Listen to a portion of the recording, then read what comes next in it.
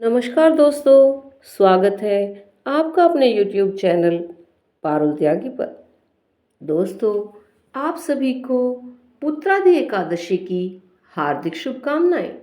आइए जानते हैं श्रावण माह की पुत्रादा एकादशी का महत्व, कथा और उसका महात्म्य। हिंदू धर्म में एकादशी का विशेष महत्व है। भगवान विष्णु को समर्पित ये व्रत माह में 2 बार आता है। ऐसे ही श्रावण मास के शुक्ल पक्ष की एकादशी को पुत्रादि एकादशी कहा जाता है। बता दें कि पुत्रादि एकादशी साल में 2 बार आती है, एक श्रावण मास में और दूसरी पौष मास में। शुक्ल पक्ष की एकादशी तिथि को मनाई जाती है। इस दिन भगवान विष्णु की विधिवत पूजा करने के साथ व्रत रखने का विधान है। श्रावण मास में पड़ने वाली पुत्रादि एकादशी के दिन पूजा करने से वाजपेय यज्ञ के बराबर पुण्य की प्राप्ति होती है। इसी के साथ कथा पढ़ने और सुनने मात्र से ही घर परिवार में सुख और संपन्नता प्राप्त होती है और संतान के सारे कष्टों से मुक्ति मिल जाती है। तो आइए शुरू करते हैं श्रावण मास की पुत्रादा एकादशी की कथा। बोलिए श्री हरि विष्णु भगवान की जय हो। युधिष्ठिर ने कहा, हे मधुसूदन, श्रावण मास में शुक्ल पक्ष में किस नाम की एकादशी होती है? कृपया मेरे सामने उसका वर्णन कीजिए। तब श्री कृष्ण बोले, हे राजन, प्राचीन काल की बात है। द्वापर युग के प्रारंभ का समय था। महिषमती में राजा महिजित अपने राज्य का पालन करते थे, किंतु उन्हें कोई पुत्र नहीं था।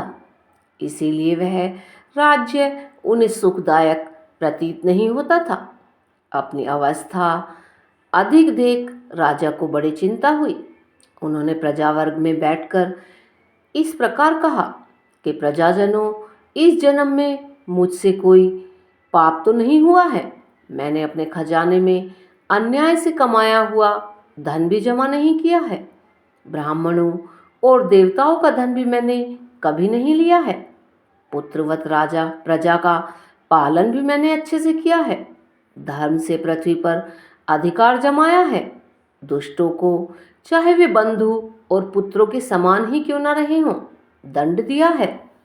शिष्ट पुरुषों का सदा सम्मान किया है और किसी का द्वेष का पात्र नहीं समझा है। फिर क्या कारण है जो मेरे घर में आज तक पुत्र उत्पन्न नहीं हुआ है? आप लोग इसका ध्यान से विचार कीजिए।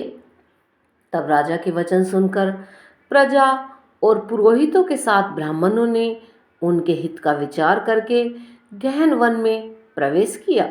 राजा का कल्याण चाहने वाले वे सभी लोग इधर उधर घूमकर ऋषि सेवित आश्रमों में तलाश करने लगे। इतने में उन्हें मुनि श्रेष्ठ लोमेश जी के दर्शन हुए।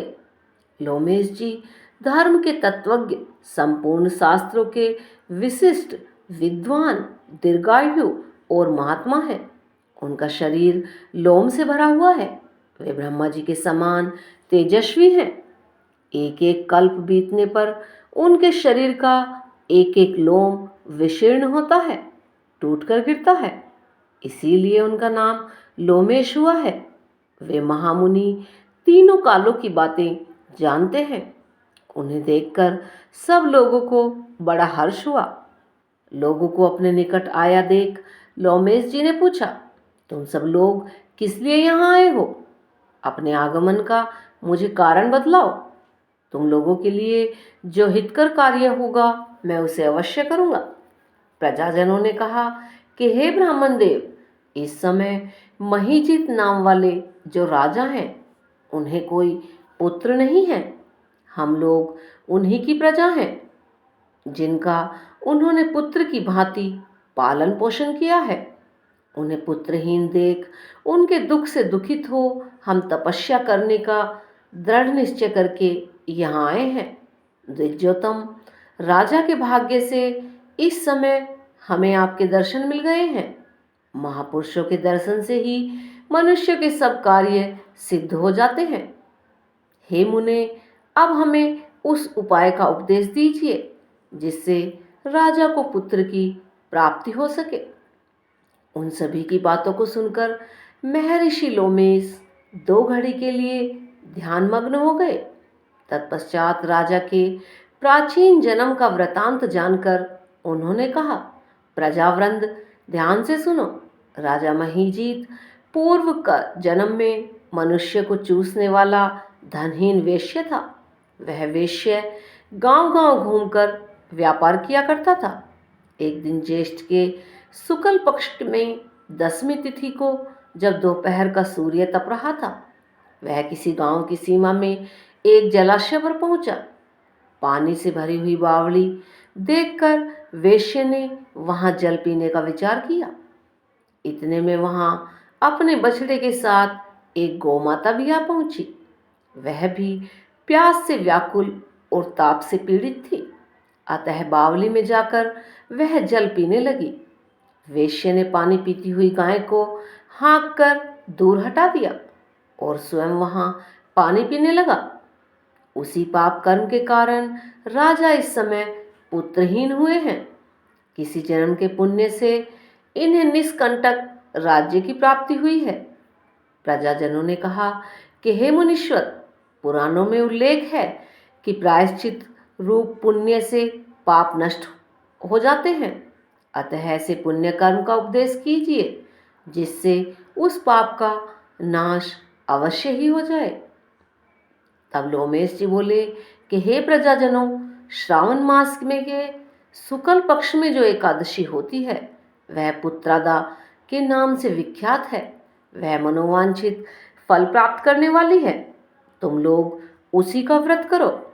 यह सुनकर प्रजाजनों ने मुनीश्वर को नमस्कार किया और नगर में आकर विधि पूर्वक पुत्रादि एकादशी के व्रत का अनुष्ठान किया। उन्होंने विधि पूर्वक जागरण भी किया और उनका निर्मल पुण्य राजा को अर्पण कर दिया। तत्पश्चात रानी ने गर्भ धारण किया और प्रसव का समय आने पर बलवान पुत्र को जन्म दिया। इस कथा का महात्म्य सुनकर मनुष्य पापों से मुक्त हो जाता है तथा इस लोक में सुख पाकर परलोक में स्वर्ग गति को प्राप्त होता है। तो बोलिए विष्णु भगवान की जय हो। आइए अब हम सुनते हैं पुत्रादि एकादशी का महात्म्य। पुत्रादि एकादशी व्रत संतान से संबंधित व्रत माना जाता है। माना जाता है कि इस दिन भगवान विष्णु की विधिवत पूजा करने के साथ व्रत रखने से संतान को अच्छे स्वास्थ्य के साथ लंबी आयु प्राप्त होती है। इसके साथ ही जिन लोगों को पुत्र नहीं होते हैं तो इस व्रत को रखने से पुत्र की प्राप्ति होती है। साथ ही कथा पढ़ने से और सुनने से इनके घर में खुशहाली सुख समृद्धि आती है। मनुष्य पापों से मुक्त हो जाता है तथा इस लोक में सुख पाकर परलोक में स्वर्ग गति को प्राप्त होता है। इस दिन सूर्योदय से पहले उठकर स्नान करें, स्वच्छ वस्त्र धारण करें, भगवान विष्णु की प्रतिमा के सामने घी का दीपक जलाएं, पूजा में तुलसी, फल, फूल और तिल का प्रयोग अवश्य करें, मंत्रों का जाप करें, आरती करें और जो हो सके वो दान पुण्य करें।